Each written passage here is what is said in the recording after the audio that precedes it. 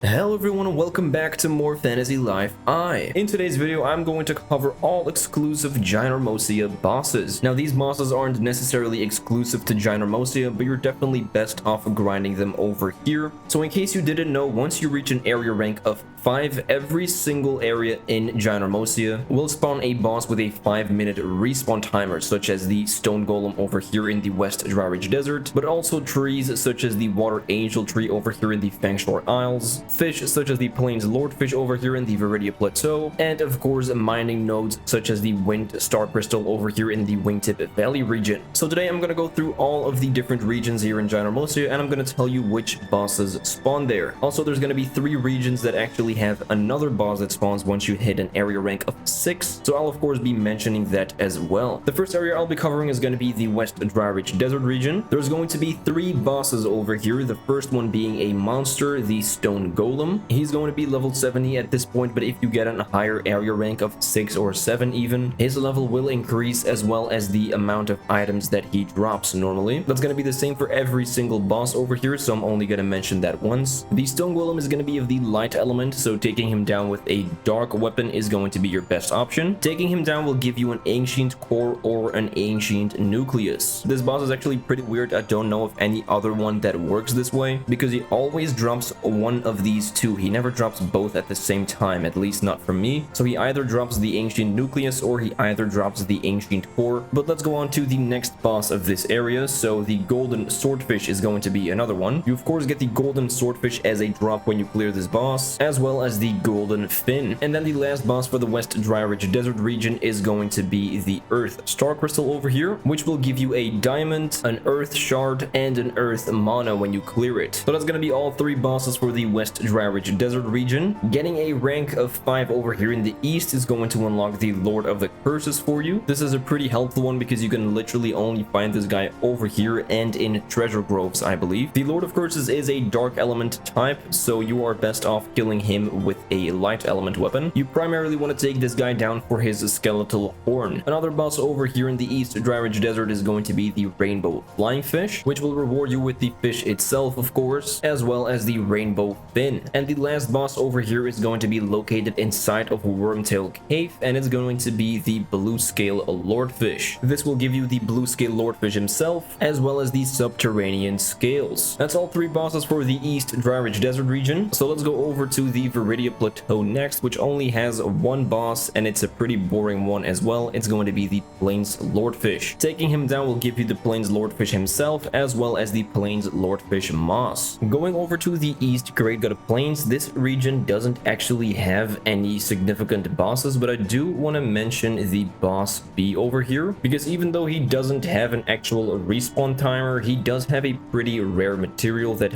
only he can drop, and that's going to be the giant thorn over here. Pretty strange that they did something this way, because the boss B is literally easily respawnable when you just change the area ranks, but he is the only one that actually drops the giant thorn, and you can't buy this anywhere else. So if you were looking for this material, you just need to rank up the East Great God Plains area to the rank of 5. Now let's go over to the West Great God Plains. This area has a total of 3 bosses for the rank of 5, and actually has another boss if you get to rank 6 in this area. The most important rank 5 boss is going to be the King Woolie over here. You can only find King Woolie over here in the West Great God Plains or in the treasure groves, so definitely an important one to take note of. The King Woolie is able to drop the mount I am currently riding on, so if you want to get this, you need to take out the King Woolie and get pretty lucky. He also drops the Wild Antler and the Sheep King's Fleece, so this guy is actually pretty important to take out. The Fire Angel Tree is also a boss tree that spawns over here. You need to take down the Fire Angel Tree to get the Fire Logs, as well as the Elder Fire Logs. Then the last boss that I want to mention over here is going to be the Taurus, even though this one actually doesn't have a 5-minute respawn timer, just like the boss B we just mentioned actually. It is a boss that has some pretty rare materials you actually need quite a few of, so I do want to mention him him in this video, and he is rank 5 exclusive. The wild bullhorn is one of these rare drops, and the other one is going to be the wild beast meat over here, which you actually need if you want to get Marco's shop up to level 5, I believe, or maybe it was just something for cook, but I know you definitely need quite a few of these wild beast meats, so don't forget about the Taurus spawn over here. And then, as I mentioned before, if you go to the extreme length, or actually not that extreme yet, you only need 20,000 points for the rank 6, but it's still a pretty big grind. So if you go through all of that work, you will also get the ability to take down the Napdragon over here in the West Great Gut Plains. The Napdragon should be dropping quite a few materials, one of them being the dragon meat. He also drops the giant horn, the light mana, the Napdragon's teardrop, and the Napdragon's scale. Now you might be thinking it's pretty useless going through the length of getting an area rank of 6 over here, because the Napdragon also spawns over here in the capital of Mysteria, of course. But something you might not know, because I didn't know this until I actually needed a Napdragon's teardrop. I went over to the capital of Mysteria, took down the Napdragon, and he didn't drop it. The Napdragon over here is actually unable, I am pretty sure, to drop the Napdragon's tear as well as the Napdragon's scale. So that is why it's really important to actually get an area rank of 6 over here, so you are able to farm those rare materials from the level 80 Napdragon in this area. The Napdragon is a fire element, so using a water element weapon is going to be your best shot. So with that, let's go over to the last of the Great Gut Plains regions. Getting an area rank of 5 over here will spawn 3 different bosses, the first one being the Great Chimera. He is a wind elemental, so using the earth element should be able to take him down fairly easily, at least if I get my elemental weaknesses right. I really hope I'm not wrong with that. Taking down the Great Chimera is the only way to get the mythical and monster meat. On top of that, he also drops the wind mana and the giant tail. The other 2 bosses of this area are going to be located inside of the Great Naval Cave. So over here is going to be the Deep Sea Lordfish, which is of course going to give you the Deep Sea Lordfish himself, as well as the Antenna Lantern. And then the last boss you can find inside of the cave is going to be the Fire Starcrystal, which you primarily need for the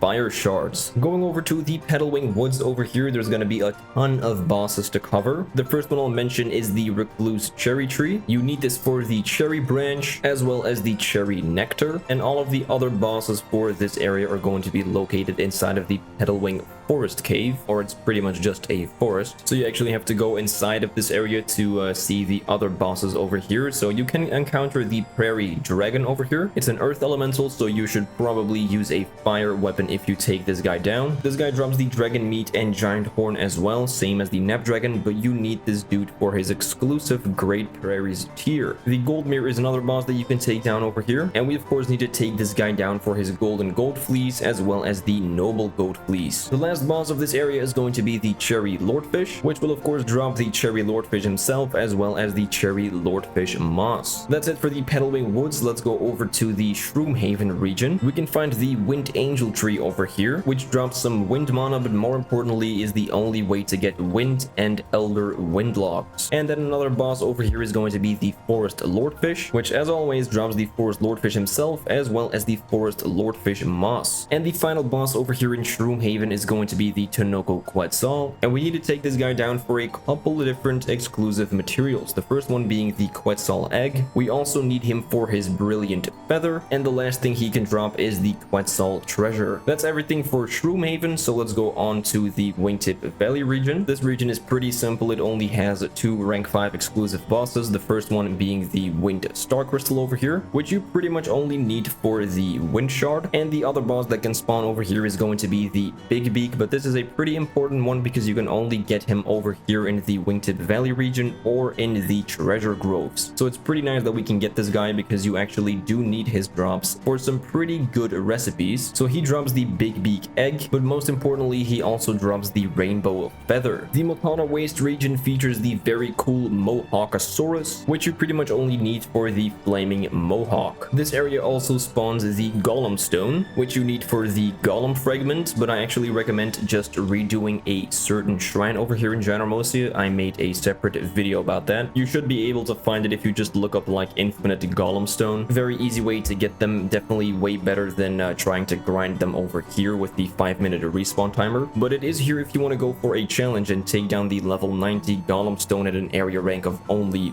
5. And then the last significant boss over here is going to be the Eruptuna, actually a very difficult boss fish in my opinion. Clearing this boss gives you the Eruptuna itself, of course, as well as the magma fin. The actual last boss is going to be located inside of the Agekara cave, and that's going to be the Pyro Panther, who is actually really difficult to take out. He's of the fire element, so definitely use a water elemental weapon if you have one, and he's the only way to get the smoldering fang material. So with that, that's everything for the Moltana Waste. Let's go over to the Scorch Rock Mountain. If you have an area rank of 5 over here, you get access to the Earth Angeltree, which you of course need for the Earth and Elder Earth logs. And also once again inside of the Agekara cave, you get access to the Dragon's Claw. Clearing the Dragon's Claw gives you the Ancient Emerald, Flame Ruby, and it's also the only way to get the Magma Dragonstone. Up next, let's go to Crickneck Canyon. There is literally only one boss over here, but it is a pretty cool one, and it is the Bouldergeist. Definitely one of the goofiest slash coolest enemies in the game in my opinion. He is of the earth element, so definitely use a fire elemental weapon if you try to take this guy down. The Bouldergeist drops a couple of different materials such as the Spiritual Powder, Life Force Cluster, Earth Mana, but he is also the only way to get the Ghastly Powder over here. So with that, let's go over to Drake's Eye Valley. This area spawns a total of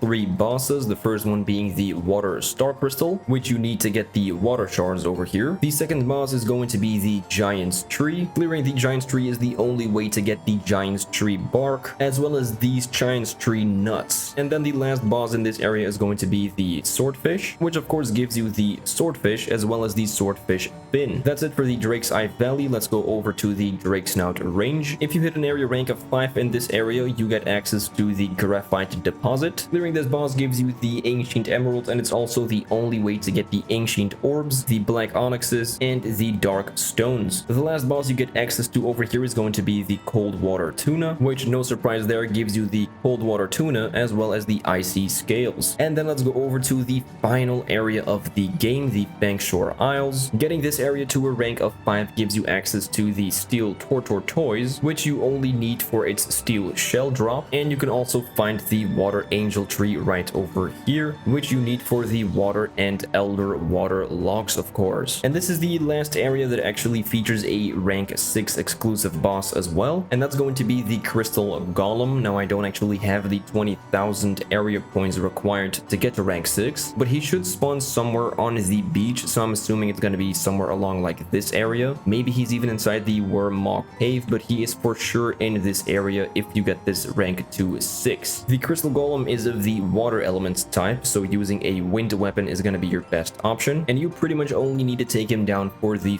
Frost Crystal drop. And with that, that's going to be it for this video. This took quite a while to make, so thank you so much if you actually watched all the way through. By the way, I think I mentioned in the beginning of my video that there's actually 3 areas with a rank 6 exclusive boss, but I believe there's only 2 really, and that's the West Great Gut Plains with the Napdragon, and then over here the Fangshore Isles with the Crystal Golem. So all of the other areas you really only need to get up to an area rank of 5 to get all of the exclusive bosses. Rank 7, by the way, really doesn't do a lot over here except for giving you increased item drop rate, so I really hope the DLC update will give us a lot more stuff to do over here with Ginormosia. But yeah, with that, as always, thank you so much for watching. If you enjoyed this video or found it helpful and want to see more stuff just like this, definitely don't forget to like and subscribe if you haven't done so yet. Not even 5% of the people watching my videos are actually subscribed, so I would appreciate it a lot if you would do so. And with that, I'll see you guys in the next one. Alright, later.